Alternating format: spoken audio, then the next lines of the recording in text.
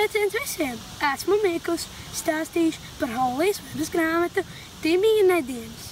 Bija 4 nedēļas pirms Ziemassvētkiem. Keitijas sapnis svētkos bija saņemt suni, bet viņas māsa Džesika tam nepiekrita, jo viņai un viņas ģimenei jau bija kaķis Mistija. Tētis tam toties piekrita, jo tētim senāk ir bijis arī suns, kad viņš bija mazs. Tad viņi devās nopirkt suni, un Keitijas sapnis piepildījās. Bet Mistija ar Timiju nesaderējās. Viens otram skrāpēja lietas, gāja otra istabā. No dusmām Mistija izbēga no māja. Bet, ja jūs gribat uzzināt, kurš bija tas, kurš viņu izglāba, jums vajag izlasīt šo grāmatu.